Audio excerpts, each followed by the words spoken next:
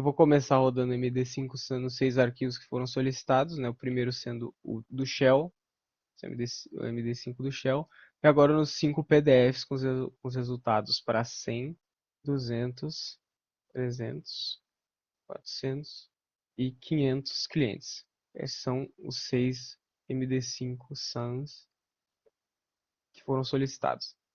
Agora eu vou executar o Shell para 10 clientes, considerando arquivos de 5 megabytes e 10 megabytes.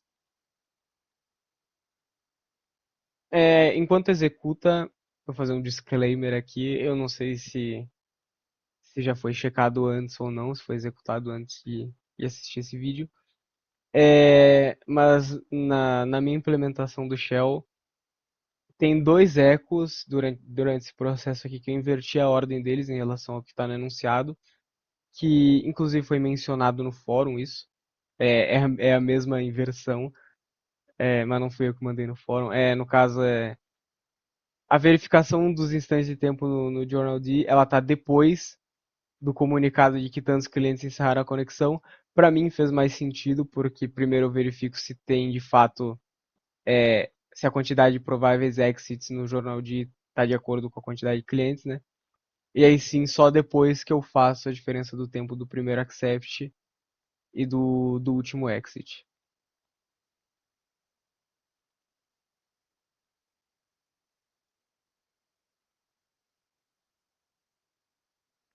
Faltam 3 servidores agora para terminar.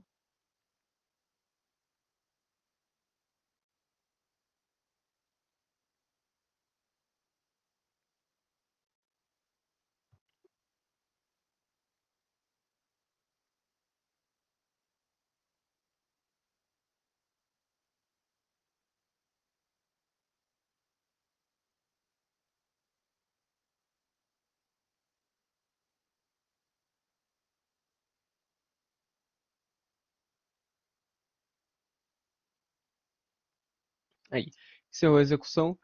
Eu já estou com 5 PDFs abertos aqui. Eu vou abrir mais esse que acabou de ser gerado.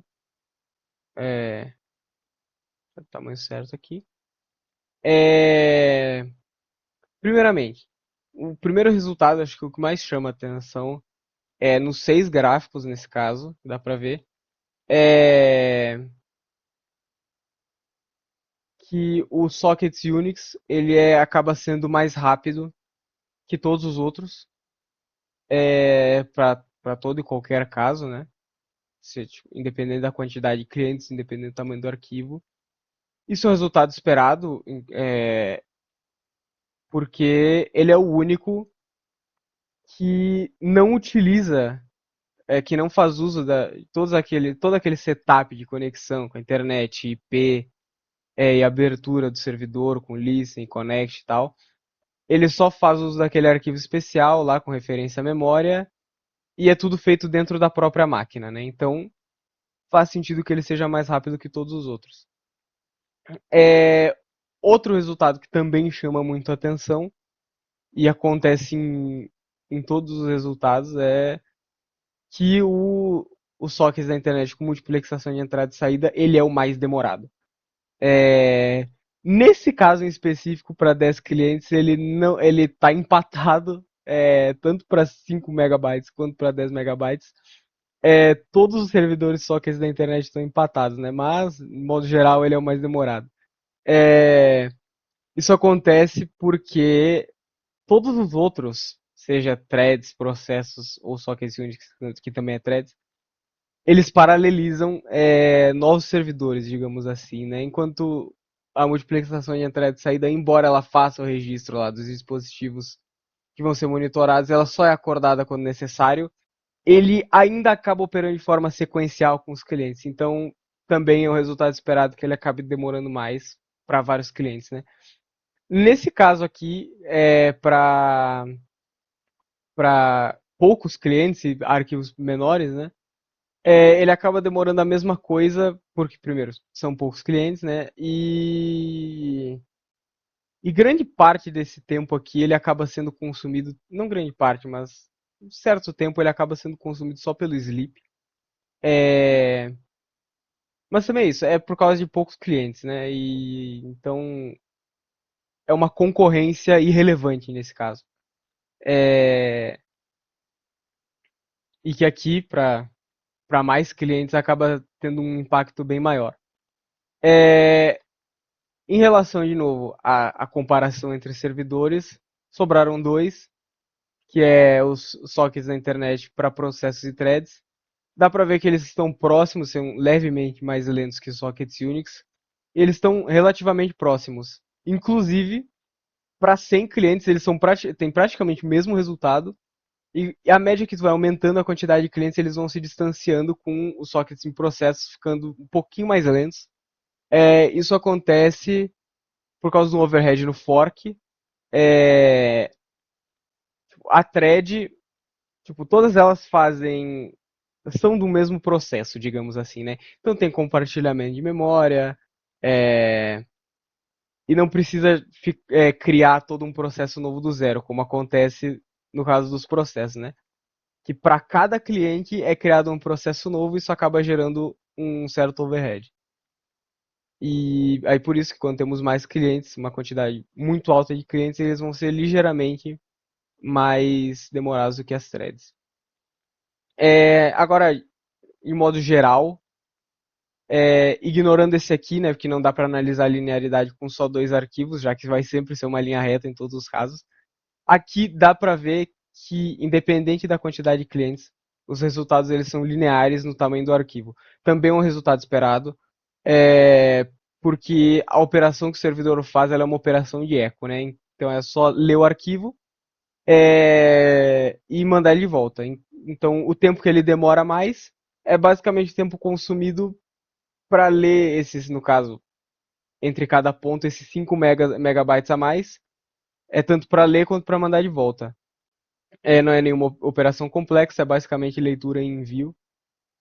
Por isso que também ele acaba sendo linear. Por fim, a última coisa que falta verificar é a linearidade é, na quantidade de clientes. Só que é meio difícil verificar. Já que eu teria que verificar ponto a ponto em cada gráfico, né? É, a gente vai verificar em um ponto específico, que é esse aqui, ó, para multiplexação de entrada e saída, com arquivos de 5 megabytes. Ele começa para 100 clientes ligeiramente abaixo de 1 minuto, para 200 clientes ele fica ligeiramente abaixo dos 2 minutos, ou seja, aumentou mais ou menos 1 minuto, digamos assim, talvez um pouquinho menos. Aí passando para 300, ele pula já direto para o 3, então ele aumenta um pouquinho mais que 1 minuto.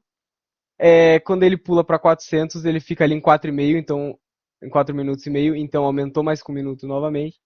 E aqui a mesma coisa quando ele pula para 6. Então esse não é um comportamento linear, né?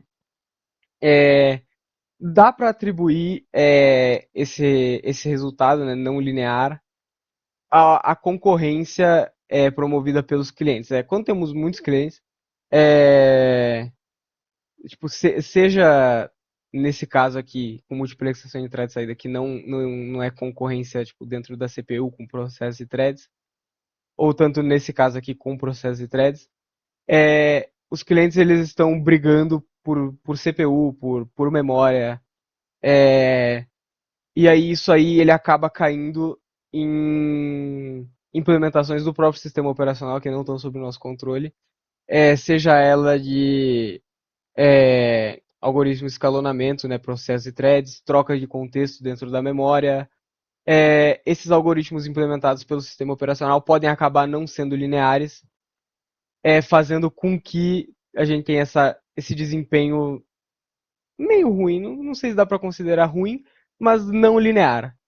É, e é isso, eu acho que passamos sobre todos os resultados, a linearidade tanto sobre os arquivos quanto sobre o número de clientes.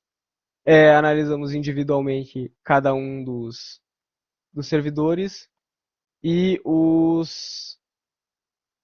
e o resultado que acabamos de rodar, que a única diferença é que o da multiplexação não foi tão rápido, não foi mais demorado do que o resto, ele ficou equiparado aos sockets da internet para o processo threads, por conta da falta de concorrência nesse caso, né? devido aos poucos clientes. É isso.